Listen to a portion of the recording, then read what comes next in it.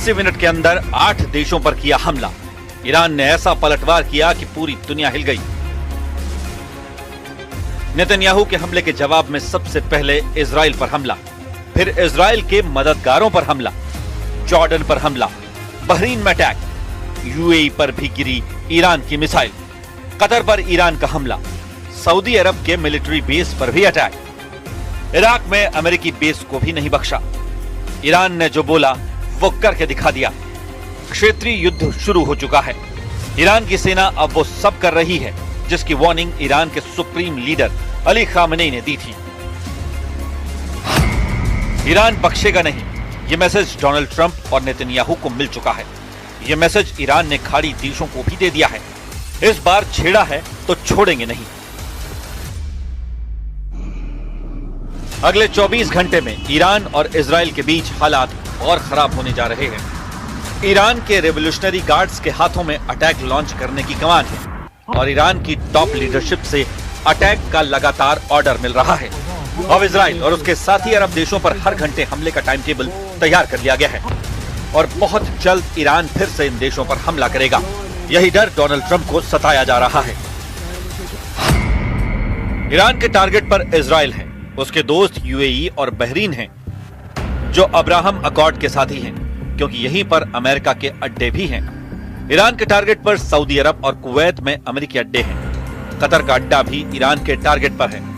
Jordan को तो बहुत बड़ी सजा दे रहा है ईरान। ईरान ने 80 मिनट के अंदर 8 देशों पर हमला करके बता दिया है कि उसका पलटवार ऐसा होगा कि अमेरिका और इजराइल पानी नहीं मांगेगा। ईरान ने इजराइल और अमेरिका को हराने के लिए जो पलटवार ऑपरेशन शुरू किया है उसका नाम रखा गया है ऑपरेशन सीज ऑफ खैबर, यानी खैबर पर कब्जा। यहां खैबर के मायने इजराइल से है। 628 ईस्वी यानी 7वीं सदी में आज के सऊदी अरब में खैबर नाम की जगह पर पैगंबर मोहम्मद और वहां के योद्धा मरहब में जंग हुई थी। इस जंग में पैगंबर मोहम्मद के दामाद और इस्लाम में चौथे खलीफा अली ने मरहब को मार डाला था और इस तरह खैबर का युद्ध जीत लिया गया था।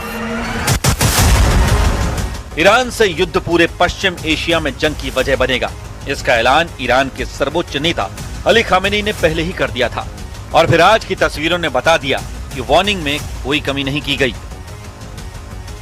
अलबत्ते इन रो हम America bedunenge agar in dafe jangi ro bendazan in jang ke mantiqi khwar। सबसे पहला हमला इजराइल में हुआ। ईरान की मिसाइलों ने तेल अवीव और हाइफा शहर पर धमाका किया। चकाचौंध वाले यूएई में सायरन बजा और धमाका हुआ। अबू धाबी में अमेरिकी अड्डा ईरान का टारगेट बना। कतर पर हमला हुआ। यहां अमेरिका के अल उदैद मिलिट्री बेस पर ईरान की मिसाइल गिरी। पूरे दोहा में सायरन बज रहा है।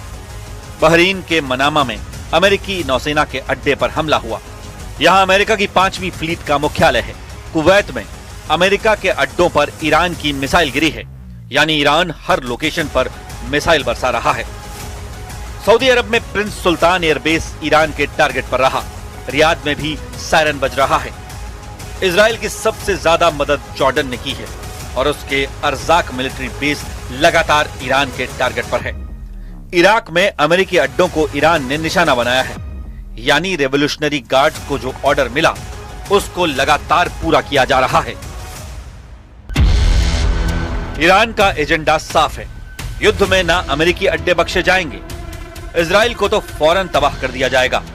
पूरे खाड़ी के इलाके में अमेरिकी अड्डों पर मिसाइलें गिर रही हैं, यानी वो रीजनल वॉर शुरू हो चुकी है जिसका इशारा अली खामेनी ने किया था।